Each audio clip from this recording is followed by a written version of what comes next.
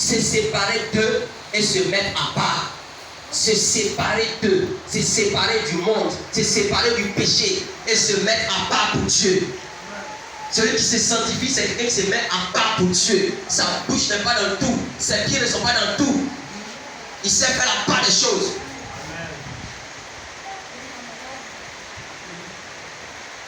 Le chrétien, n'est-ce pas, fait quoi?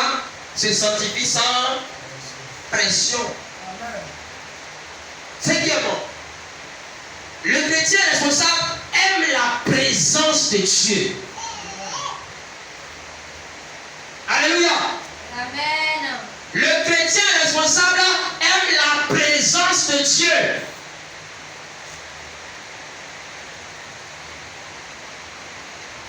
La Bible dit dans Actes 2, 44 et 46, quoi? Ils étaient tous ensemble dans le même lieu. Ils étaient tous ensemble.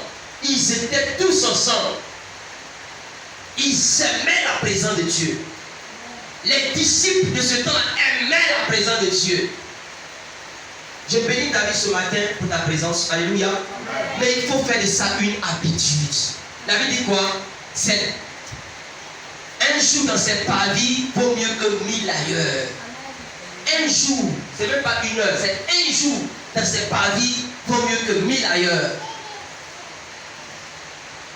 Il y a une parole qui m'a beaucoup touché. Acte chapitre 3, le verset 1. La Bible dit quoi? Vers la 9e heure. C'est ça, non? Je crois que c'est ça. Vérifie ça. Acte 3, verset 1. Ils aimaient la présence de Dieu. Lis, ma fille, lis.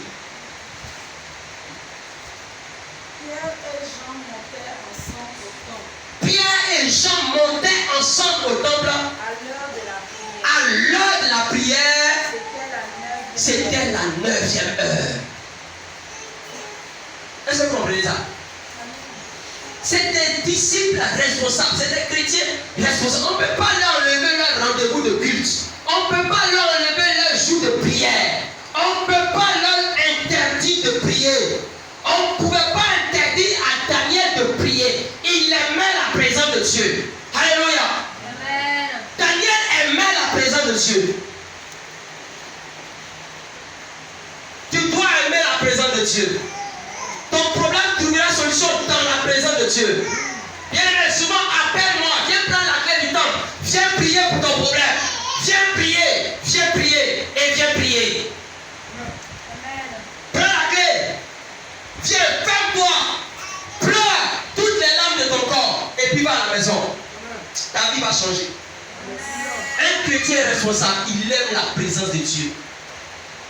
Il aime la présence de Dieu. On a interdit à Daniel. Daniel n'était pas encore très élevé. Et là, on veut étouffer son élévation. Bien aimé, quand tu as un petit niveau là, ça te plaît comme ça, tu es limité à là, tu es limité aux miettes là, tu es limité à là. Non, et ici là, on ne va pas se limiter aux miettes. Alléluia. On ne va pas se limiter aux miettes. Si tu as 200, il faut chercher 400. Quand tu as 400, il faut chercher 800. Quand tu as 800, il faut chercher 1600. Quand tu as 1600, il faut chercher quoi? 3200. Tu m'entends? Amen. Arrête de poser une petite miette là. Ça va déjà comme ça, tu es à l'aise. Non. Dis je refuse. Je refuse. Mais tu vas y arriver en aimant la présence de Dieu. Bien aimé, la première fois que je suis allé à un groupe d'intercession où Dieu a prophétisé sur ma vie, mais quand je suis sorti de là-bas, j'étais plus qu'un ministre. Non! Ça c'était 2004, 2005. Mais j'étais plus qu'un ministre.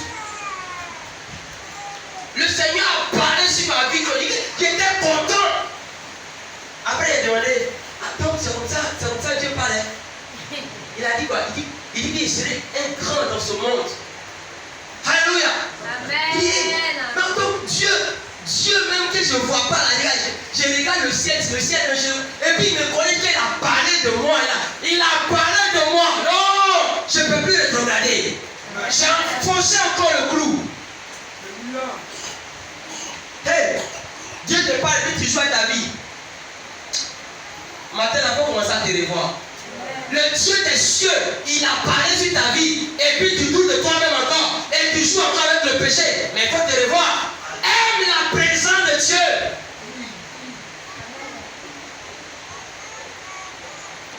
Il faut aimer la présence de Dieu. Hey, bien aimé, je vais te dire quelque chose qui va te choquer. Je suis allé à l'école communale à une veillée où c'était les prophètes Domoro et le vieux père Olivier Kawa qui prêchaient. Mais je me suis enroulé dans une chaise là-bas, dans un désordre là, je vois, je suis en train de traîner quelque part là-bas. Ah! Non! C'est-à-dire, après que j'ai entendu qu'il va faire quelque chose de grand avec moi, je vais à cette veillée encore, je traîne là-bas. On me dit, appelez de Dieu, recevez. Ah! Bien aimé! Ça vous dit quoi? Si tu aimes la présence de Dieu, là où Dieu a mis virgule là-bas, il va encore ajouter un plus. Chaque fois que tu es dans sa présence, il ajoute une parole à ta vie. Amen. Mais tu préfères t'asseoir derrière la nourriture ou bien derrière la télé. Oh, il va l'embrasser. Il va l'embrasser là. Oh! Toi et puis les enfants, vous tous acclamer parce que la peur a embrassé la fille. Ça, c'est une prophétie pour ta vie, ça. Alléluia. Amen. C'est une parole prophétique pour toi, ça. Ça te pousse aussi à aller embrasser le voisin.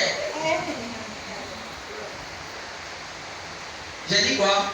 Le chrétien responsable aime quoi? La présence de Dieu. La présence de Dieu.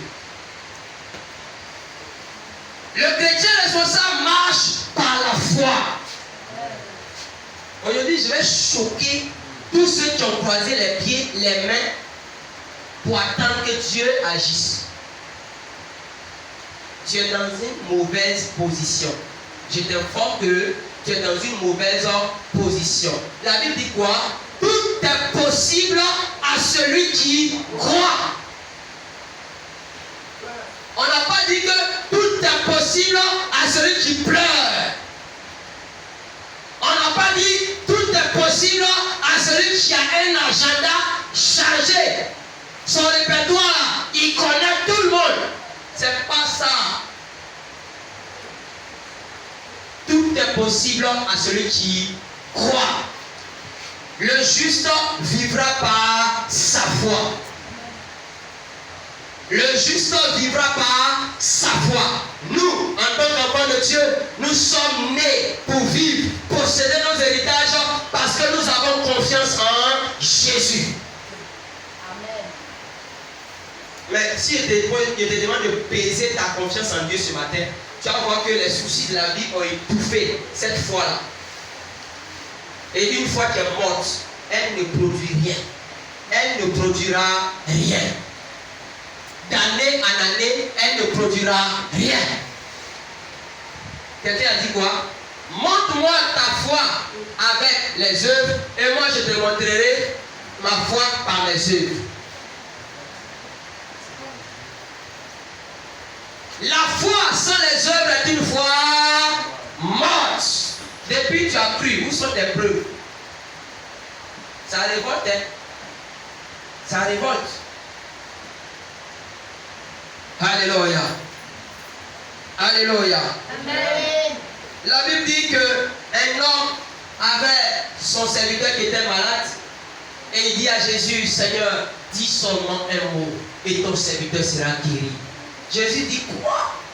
Depuis quand toi tu connais le principe de la foi? Depuis que je me promène en Israël, si je n'ai jamais vu quelqu'un qui a une foi plus grande comme toi. Ton serviteur à la maison et tu dis moi de m'arrêter ici pour dire un mot et puis il sera guéri là-bas. Va, ta foi a guéri ton serviteur. Si tu comprends que le monde marche par la foi, tu vas tout avoir. Mais si tu es devenu enfant de Dieu et tu penses que tu vas croiser les mains, les pieds et puis ça va venir, non. Ça ne marche pas comme ça. Tout est possible à celui qui croit. Le temps de la foi, je n'ai pas dit temps de la foi en vain. Parce que je ne vois pas quelque chose qui peut marcher sans foi. Je ne sais pas s'il y a quelque chose qui peut marcher les choses sans la foi dans le Seigneur. Dans la foi, La foi qui fait bouger les choses. On s'entend? Amen. Chrétien responsable, tu es un homme de foi. Amen. Sinon ça ne bougera pas. Amen. Tu es une femme de foi, sinon ça ne marchera pas. Amen. Si tu ne crois pas, ça ne marchera pas. Souviens-toi, chaque fois que tu as douté d'un projet, qu'est-ce que ça s'est réalisé?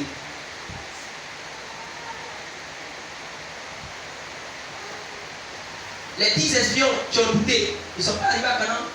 Mais les deux qui ont eu la foi, ils sont arrivés en terre promise. Josué et Caleb. Soyons des Josué et des Caleb. Nous sommes d'accord? Amen. Est-ce que tu es d'accord avec moi? Amen. Le chrétien responsable gère bien son temps.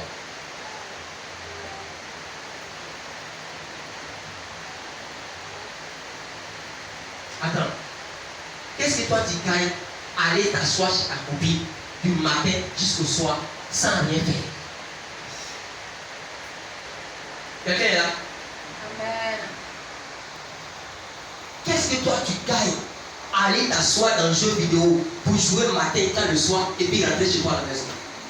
Qu'est-ce que tu gagnes? Qu'est-ce que tu gagnes en restant dans ton téléphone du matin jusqu'au soir sans rien faire? Qu'est-ce que tu gagnes? Alléluia! Amen. Messenger, WhatsApp, Facebook, Messenger, WhatsApp, Facebook, Messenger, WhatsApp, Facebook.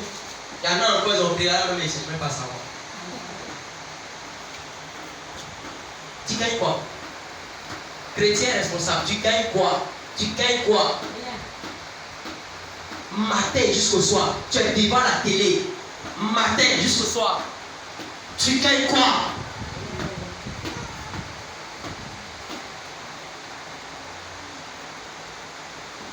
Voilà. Après, tu as venu attaquer Satan. Sors, je te taille, je te loue, je te taille, je te prends le feu, le feu, le feu, le feu. Tu as perdu tout le temps sans rien faire et c'est le Satan qui a les problèmes. Hein? C'est Satan qui a les problèmes.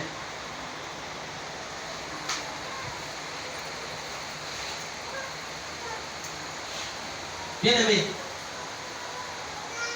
Ce que je vais dire, ça va pas te faire du bien, mais il faut entendre ça. Amen. Tu sais pas? Pour toi et moi, lève la tête, on va te parler. Pour toi et moi, il y a 24 heures par jour. Est-ce que tu as entendu?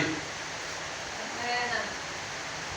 Il n'y a pas un autre pays où on dit eux là, ils ont 26 heures de temps par jour. Nous tous, on a 24 heures de temps par jour. Mais comment se fait-il que les autres réussissent et puis toi, tu ne réussis pas? Ça dépend de comment tu gères ton temps. Pendant que le gars est en train de lire un gros livre pour remplir sa tête, c'est la qualité des informations que tu as dans ta tête, c'est ça qui te fait évoluer. C'est la qualité des informations que tu reçois là. C'est ça qui fait que tu évolues vite. Tu vas en vitesse par rapport à l'autre.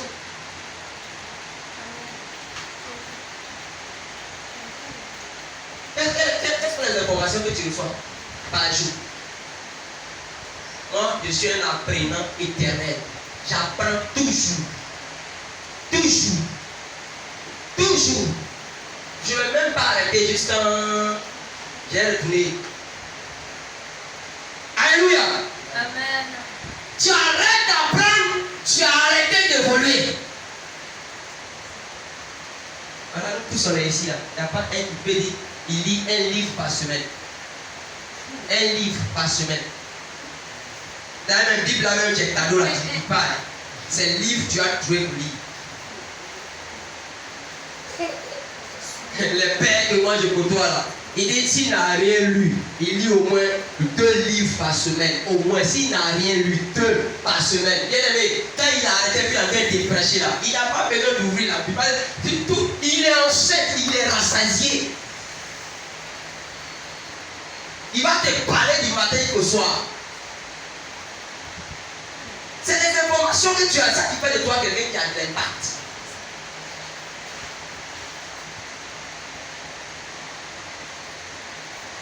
Après, le docteur Dieudonné, il dit, quand moi-même je prêche, Satan même il s'assoit et puis il prend l'autre.